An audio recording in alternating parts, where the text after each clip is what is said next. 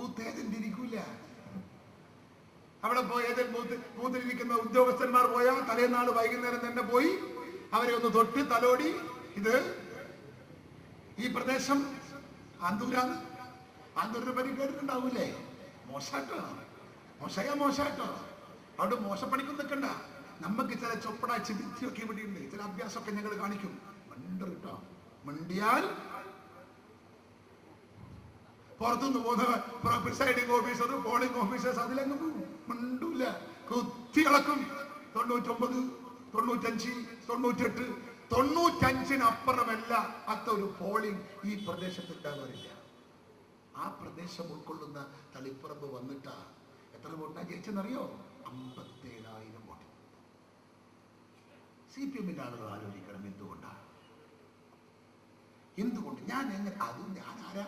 35 കൊല്ലം തെണ്ടീത മടി ഗുണ്ട ക്രിമിനൽ ആവാസം കള്ളൻ കൊള്ളക്കാരൻ ഭീമൻ. ദേശാഭിമാനി പത്രത്തിൽ എനിക്കെതിരെ എഴുതിയ പത്രവാർത്ത കട്ട് ചെയ്ത് വെച്ചാൽ ഒരു മുറിക്കകത്ത് കൊള്ളും. അപ്പസർപ്പക നോവൽ എഴുതും പോലെയാ എന്നെ പറ്റി എഴുതി എനിക്ക് വലിയ നന്ദി അവരോട് കേട്ടാ. എന്നെ വളർത്തിയതിനുള്ള പങ്ക് CPM-ന്റെ പങ്ക് വലിയ പങ്ക. ഞാൻ ഈ തിരൂരങ്ങാടിയിൽ വരാൻ, നിങ്ങൾ ആവേശത്തോടെ എന്നെ സ്വീകരിക്കാൻ ഈ സൗഭാഗ്യമൊക്കെ എനിക്ക് ഒരുക്കി തന്നത് മാർക്സിസ്റ്റ് പാർട്ടിയുടെ കിരാതമായ രാഷ്ട്രീയ പ്രവർത്തന ശൈലിയും എന്നോടുള്ള സമീപനവുമാണ്. എന്നെ വളർത്തിയെടുത്തതിന്റെ ഉത്തരവാദിത്വം CPM-നാ. ഞാൻ എന്നും നിങ്ങളോട് നന്ദിയുള്ളവരാ. ഇത് വേറെ കാര്യം. അങ്ങനെ നിങ്ങൾ എന്നെ ഒറ്റപ്പെടുത്താൻ നോക്കിയ വർഗശത്രുവിനാണ് 10,000-കണക്കിന് മാർക്സിസ്റ്റ് പാർട്ടി പ്രവർത്തകർ വോട്ട് ചെയ്തത്. നിങ്ങൾ എനിക്കെതിരെ നടത്തിയ പ്രചരണം നിങ്ങളുടെ സ്വന്തം അണികളെ മനസ്സിന്റെ അകത്ത് പോലും ഉൾക്കൊള്ളിക്കാൻ നിങ്ങൾക്ക് സാധിച്ചില്ല എന്നുള്ളതിന്റെ തെളിവാ മക്കളെ എന്റെ വിജയം. ഒരുപാട് അനുഭവമുണ്ട്. ഞാനത് ഇവിടെ മത്സരിക്കുന്നില്ല. ഞാന് അതിനു മുമ്പ് 7 ഇലക്ഷന് മത്സരിച്ചവനാണ്. 7 ഇലക്ഷൻ. 80, 82, 80, 82, 87, 91, 96, 2001, 2005, 2006. ഇത് 8ാമത്തെ ഇലക്ഷൻ. ഞാൻ 4 ഇലക്ഷൻ നടത്തിയിട്ട തോറ്റ് തയമ്പ് കെട്ടിയിട്ട ഞാൻ ഇടക്കാട് ജയിക്കുന്നത്. കുത്തിപ്പിടിച്ചിരുന്ന് മത്സരിക്കുക. അവിടെ 80 മത്സരിച്ചു, 82 മത്സരിച്ചു, 87 മത്സരിച്ചു, 80 ഞാൻ 13,000 തോറ്റു, 82 ഞാൻ 7,000 തോറ്റു, 87 ഞാൻ 4,000 തോറ്റു, 91 ഞാൻ 219 വോട്ടിന് തോറ്റു. ആ ഇലക്ഷന് മുമ്പ് ഞാൻ കള്ളവോട്ടിനെതിരെ 3,000 ആളുകൾക്ക് ഞാൻ വക്കീൽ നോട്ടീസ് അയച്ചു. AKG-ന്റെ നാട്. നേരത്തെ എന്റെ കാര്യം പറഞ്ഞില്ലേ?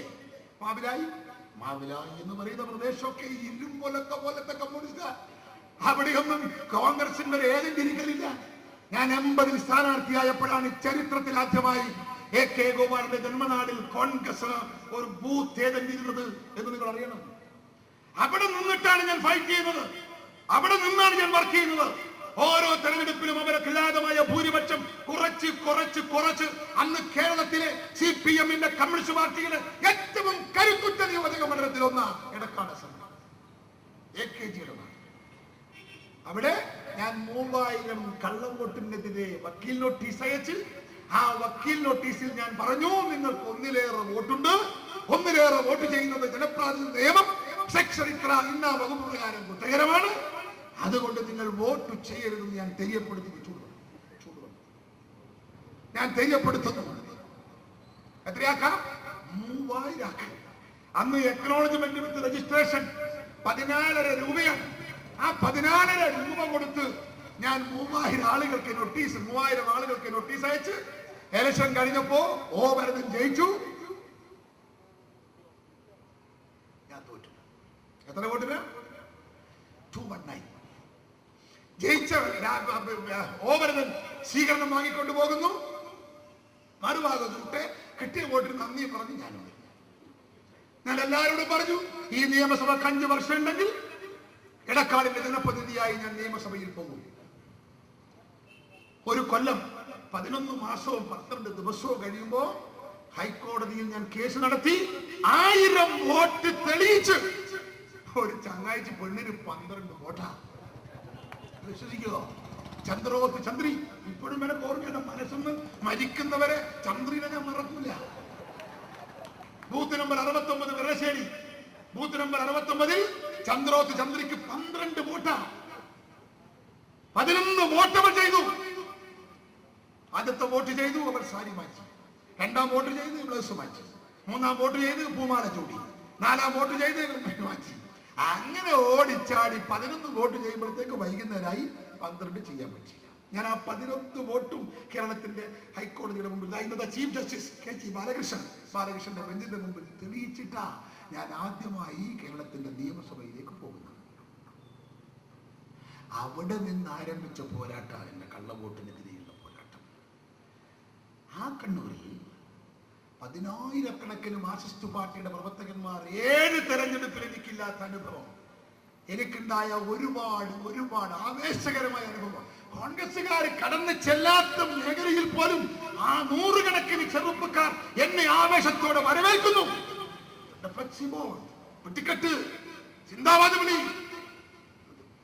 ഞാനിങ്ങനെ പലപ്പോഴും ആലോചിച്ചു, കണ്ണു തള്ളി, ഇത് പാവന്നൂർ പട്ടയാണോ, ഇത് ആന്തൂരാണോ, ഇത് കയറതാണോ, ഇത് വെള്ളശ്ശേരിയാണോ, ഇത് അഞ്ചരക്കണ്ടിയാണോ, ഇത് വേങ്ങാനാണോ?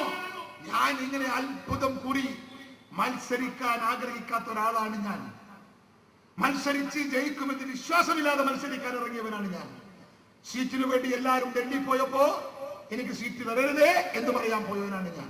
പക്ഷേ പാർട്ടി എന്നോട് കൽപ്പിച്ചു മത്സരിക്കണം. ഞാൻ മത്സരിച്ചു, ജയിക്കുമെന്ന് കരുതിയിട്ടല്ല. പക്ഷേ ഒരു 8-9 ദിവസത്തെ പ്രചരണം കണ്ടപ്പോ ഞാൻ 9ാമത്തെ ദിവസം KPCC പ്രസിഡന്റിനെ വിളിച്ചിട്ട് പറഞ്ഞു, പ്രസിഡന്റ്, രക്ഷപ്പെടാൻ സാധ്യതയുണ്ട്. ശരിയോ? അദ്ദേഹത്തെ വിശ്വസിക്കാൻ പറ്റിയില്ല. ഞാൻ അത് രക്ഷപ്പെട്ടേക്കാം. പക്ഷേ 15 ദിവസം കഴിഞ്ഞപ്പോ ഞാൻ അറുത്തു മുറിച്ച് AK ആന്റണി മുതൽ നേതാക്കളോട് പറഞ്ഞു, കണ്ണൂർ ഞാൻ പിടിച്ചിരിക്കും, കണ്ണൂർ ഞാൻ ജയിക്കും. പിണറായി വിജയന്റെ പിണറായി പഞ്ചായത്തിലെ ഒറ്റ അനുഭവം പറഞ്ഞാൽ ആ ഭാഗം വിട്ടേക്കാം. ആ പിണറായി പഞ്ചായത്ത് തുടങ്ങുന്നിടത്ത് വലതുഭാഗത്ത് ഒരു ബീഡി കമ്പനിയാണ്. 322ഓളം ബീഡി തൊഴിലാളികൾ പ്രവർത്തിക്കുന്ന ബീഡി കമ്പനിയാണ്. അതിൽ 50 പുരുഷന്മാരാ, ബാക്കി എന്റെ സ്ത്രീകളാണ്. ആരും UDFന്റെ ഒരാളും ആ ബീഡി കമ്പനി നോക്കൂല. നോക്കിയാൽ അപ്പ സ്ത്രീകൾ തെറി വിളിക്കും. തെറി മാത്രം സഹിക്കാം, കൂട്ടുകൂടി പോക്കി തെറി പറഞ്ഞു. സത്യമായിട്ടോ, ഇതൊന്നും ഞാൻ തമാശയായിട്ട് പറയുന്നില്ല. ഞങ്ങളുടെ നേതാക്കന്മാര് പലരും അതിലെ വാഹനത്തിൽ വരേണ്ടവരാ. ആളൊക്കെ അതിലാ വരേണ്ടത്. നാരായണൻ അവിടെ എത്തുമ്പോ ഇപ്പോഴത്തെ ബീഡി കമ്പനി കാരണം മരത്തോട്ട് നോക്കും. ഇങ്ങോട്ട് നോക്കിയാൽ തെറി ഉറപ്പാ. ഇങ്ങോട്ട് നോക്കും. ആ ബീഡി കമ്പനിയിൽ ഞാൻ ഇത്തവണ സ്ഥാനാർത്ഥിയായപ്പോ ഒന്ന് കയറണമെന്ന് തീരുമാനിച്ചു. ഞാൻ അവിടെ എത്തിയപ്പോ വണ്ടി നിർത്തും. മുൻകൂട്ടി പ്ലാനൊന്നുമില്ല. വണ്ടി നിർത്തി. ഞാൻ ഇറങ്ങി, എന്നെ പുറകെ ആളിറങ്ങി. ഞാൻ ആ ബീഡി കമ്പനിന്റെ വരാന്തയിൽ നിന്നൊന്ന് വോട്ട് ചോദിച്ചു പോകാം എന്ന് കരുതി ഞാൻ പറഞ്ഞു, ഞാൻ സുധാകരൻ, എന്റെ സ്ഥാനാന്റെ ചിഹ്നം കൈച്ചലത്തിൽ വോട്ട് ചെയ്യണം, എന്നെ വിജയിപ്പിക്കണം എന്ന് പറഞ്ഞ് ഞാൻ തിരിയാൻ പോകുമ്പോ ഒരു 5-6 പെണ്ണുകളങ്ങ് പെട്ടെന്ന് എണീറ്റു. ഞാൻ വിചാരിച്ചു ഷോ ആണ്. അപ്പൊ ഷോ അല്ല.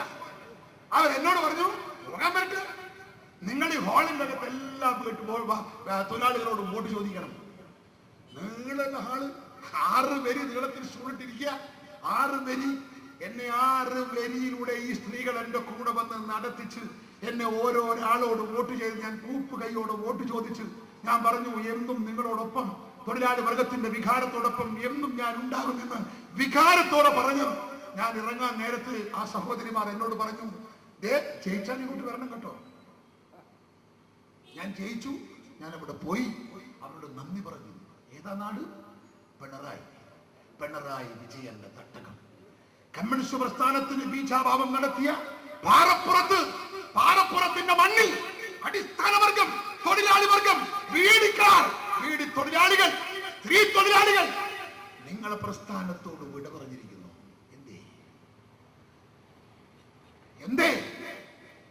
ഇന്നലെ വരെ ഒരാൾക്ക് കടന്നു ചെല്ലാൻ സാധിക്കാത്ത പിണറായി പഞ്ചായത്തിൽ 4000-നും 5000-നും ഭൂരിപക്ഷം എന്നും പിടിച്ചു വാങ്ങുന്ന CPM-ന്റെ ഇടതുപക്ഷത്തിന്റെ ഉരുക്കുകോട്ടയായ പിണറായിൽ എന്റെ വോട്ടിന്റെ ഡീവിയേഷൻ വ്യത്യാസം 450 വോട്ടായി കുറഞ്ഞു എന്ന് പറയുമ്പോ പിണറായിലെ കമ്മ്യൂണിസ്റ്റ് പാർട്ടി എവിടെയെത്തിയെന്ന് പിണറായി വിജയനോട് ഈ പ്രദേശത്തെ CPM ചോദിക്കണം.